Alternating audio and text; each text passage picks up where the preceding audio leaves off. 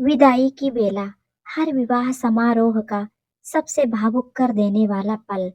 सुंदर से लहंगे में आभूषणों से लदी निशा धीरे धीरे आगे कदम बढ़ा रही थी। आंसुओं से उसका चेहरा भीगा जा रहा था। सहेलियां और भाभियां उलाहना दे रही थीं। अरे, इतना रोओगी तो मेकअप धुल जाएगा। इसी तरह की चुहलबाजी हो रही थी, मगर वह चाह कर भी अपने आंसू नहीं रोक पा रही थी। खुद को दोराहे पर खड़ा महसूस कर रही थी आज वह। सजी धजी सुंदर सी कार उसे पिया के घर ले जाने के लिए खड़ी थी। अजय कार में बैठ चुका था।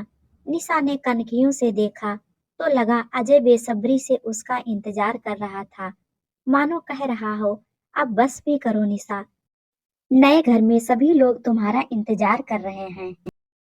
वह एक कदम आगे बढ़ती तो दो कदम पीछे वाली स्थिति थी।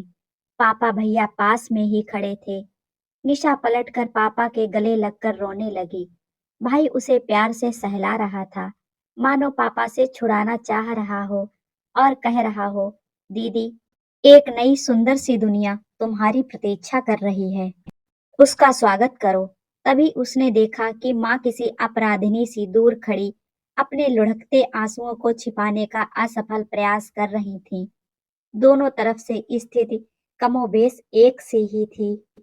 माँ आगे बढ़कर उसे गले लगाने का साहस नहीं कर पा रही थीं, क्योंकि उन्हें डर था कि कहीं निशा नाराज न हो जाए।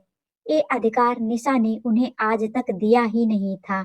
इधर निशा भी चाहते हुए ममत्व की प्यास को सहलाने में नाकाम साबित हो रही थी। बड़ी ही मुश्किल से माँ धीरे धीरे आगे आकर खड़ी हो गई। मौसी, बुआ सभी से निशा प्रेम से गले मिल रही थी। तभी अचानक माँ के दिल में गहरा दर्द का सैलाब उमड़ पड़ा और उसे जोर की रुलाई आ गई।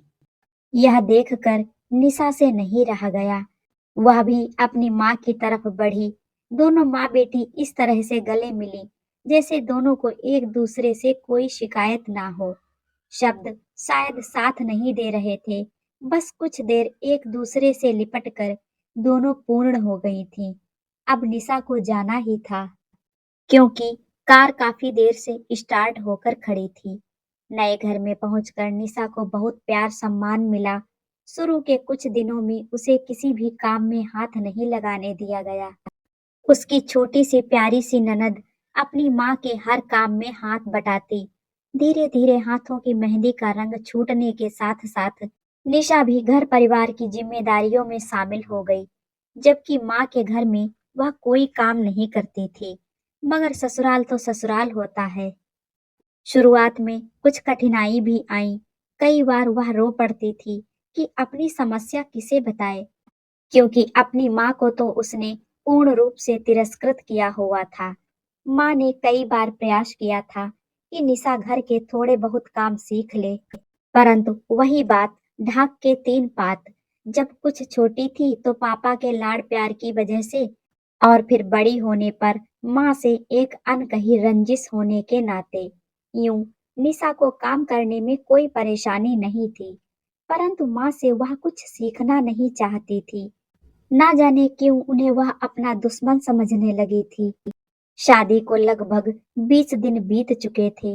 निशा की सास उसे एक बड़ा सा डिब्बा देते हुए बोली, बेटा, यह बॉक्स तुम्हारी माँ ने तुम्हें सरप्राइज के तौर पर दिया है।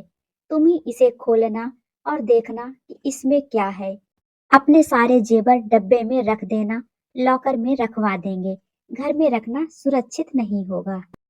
शाम को जब निशा अपने जेवर डब्बे में करीने से संभाल रही थी, तो उसने वह बॉक्स भी खोला। वह देखकर अवाक रह गई। डब्बे में इतने सुंदर से सोने और हीरे के जेवरात थे, और साथ में एक पत्र भी। यह पत्र उसकी माँ रीता ने लिखा था। प्यारी निशा, तुम्हारे पापा का मुझसे शादी करने का मकसद सिर्फ इतना था कि उनकी गैर हाजिरी में मैं तुम्हारी देखभाल कर सकूं। अब तुम्हारा विवाह हो चुका है। समय के साथ धीरे धीरे समझ जाओगी कि एक पिता के लिए अकेले संतान पालना कितना मुश्किल होता है। माँ तो सिर्फ माँ होती है। यह सौतेला शब्द तो हमारे समाज ने ही गढ़ा है। पूर्वाग्रह से ग्रसित यह भावना किसी स्त्री को जाने समझे बगैर ही खलनायिका बना देती है। तुम्हारा विदाई के समय मुझसे लिपटना मुझे उम्र भर की खुशी दे गया। मेरा बचपन भी कुछ तुम्हारी तरह ही बीता है। सदा सुखी रहना। और हाँ, अपनी माँ से मिलने कब आ रही हो? वह सोच में पड़ गई। उसकी आंखों से आंसू बहने लगे। उसे इन गहनों में से ममत्व की सुगंध आने लगी। वह काफी देर तक उन्हें देखती रही। इनमें से कुछ गहने उसकी अपनी माँ के थे और अधिकतर नई माँ के, जिसे उसने माँ तो कभी माना ही नहीं। दरअसल निशा के जीवन में दुखद मोड़ तब आया जब 12 साल की उम्र में उसकी माँ की मृत्यु हो गई थी। लाड़ प्यार से पली इकलौती संतान कुदरत के इस अन्याय को सहने की समझ भी नहीं रखती थी। पिता राजेश भी परेशान। एक तो पत्नी की असमय मृत्यु का गम, दूसरा 12 साल की बिटिया को पालने की जिम्मेदारी। ऐसी कच्ची उम्र में जब बच्चे कई तरह के शारीरिक और मानसिक परिवर्तनों से गुजरते हैं, एक पिता के लिए बहुत ही मुश्किल हो जाता है। ऐसे में खासकर बिटिया का लालन पालन करना। कुछ लोगों ने सलाह दी कि वह निशा की मौसी से विवाह कर लें, क्योंकि अपनी बहन की संतान को जितने प्यार से वो पालेंगी, ऐसा कोई दूसरी महिला नहीं कर सकती। परंतु निशा की मौसी उसके पिता से उम्र में बहुत छोटी थी, इसीलिए राजेश को ये मंजूर नहीं था। खैर, समय की मांग को देखते हुए रीता के साथ निशा के पिता राजेश का पुनर्विवाह शादी समारोह में हो गया। माँ को गए अभी सिर्फ 1 साल हुआ था। निशा की यादों में माँ की हर बात जिंदा थी। इकलौती संतान होने की वजह से माता पिता का संपूर्ण प्यार उसी पर न्यौछावर था।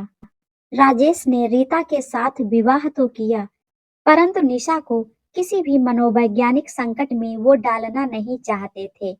रीता भी खुद बहुत समझदार थी।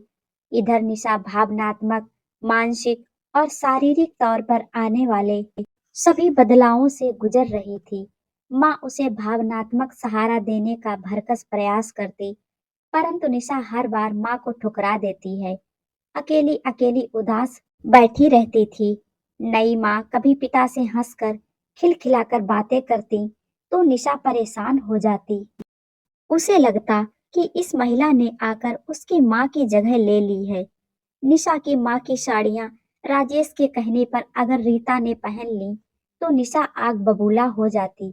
यह सब देखकर रीता ने अपने आप को बहुत संयमित कर लिया था। वह नहीं चाहती थी कि किशोरावस्था में किसी बच्चे के दिमाग पर कोई गलत असर पड़े। समय के साथ साथ निशा का अकेलापन दूर करने के लिए एक छोटा भाई आ चुका था। आश्चर्य की बात कि छोटे भाई से निशा को कोई शिकायत नहीं थी। वह उसके साथ खूब खेलती और अब थोड़ा खुश रहने लगी थी, लेकिन माँ के प्रति अपने व्यवहार को वह बदल नहीं पाई थी।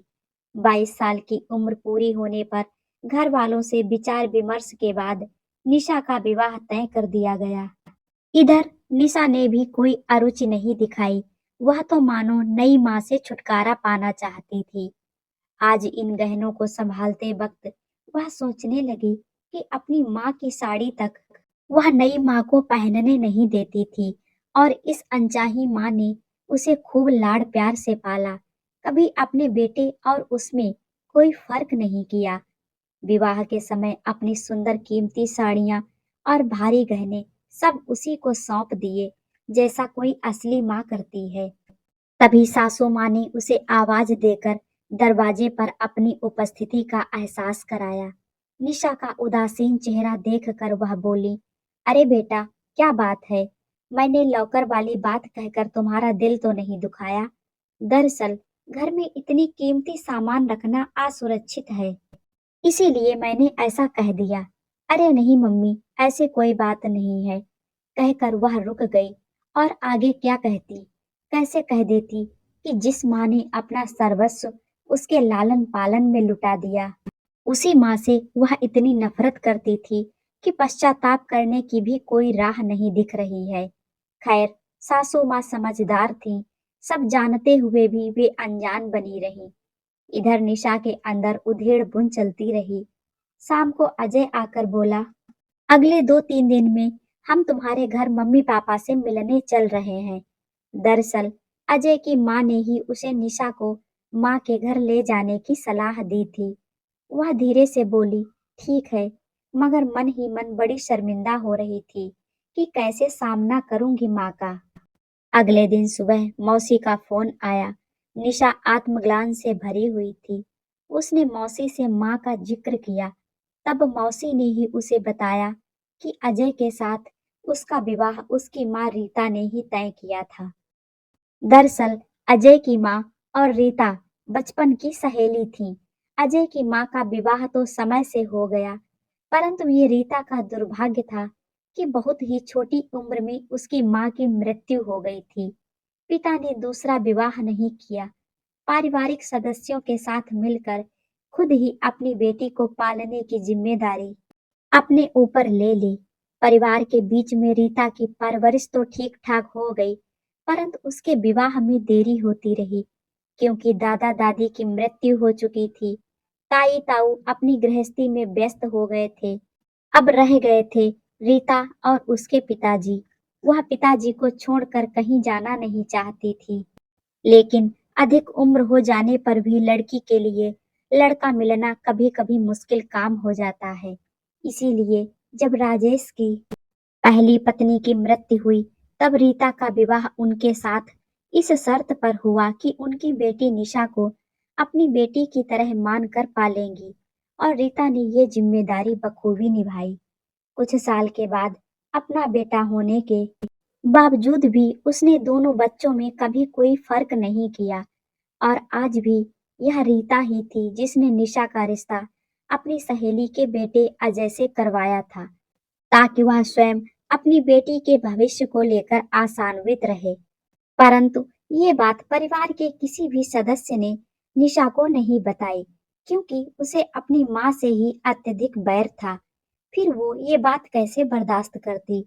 यह जानकर निशा अत्यधिक दुखी और शर्मिंदा थी। उसने साहस करके माँ को फोन मिलाया।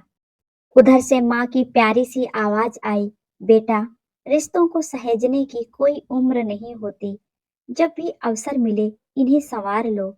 शायद माँ इसके आगे कुछ नहीं बोल पाई, और इधर निशा मायके जाने की तैयारी में जुट गई, क्योंकि उधर ममता का आंगन बाह पसारे उसके इंतजार में था। दोस्तों, मैं उम्मीद करूंगी कि ये कहानी आप लोगों को पसंद आएगी। पसंद आए तो प्लीज वीडियो को एक लाइक कर दें, और हाँ, जो लोग मेरे चैनल पे नए हैं, सब्सक्राइब करना बिल्कुल ना भूलें। मिलते हैं एक और नई कहानी के साथ में। तब तक आप लोग हंसते रहिए, मुस्कुराते रहिए। Thank you.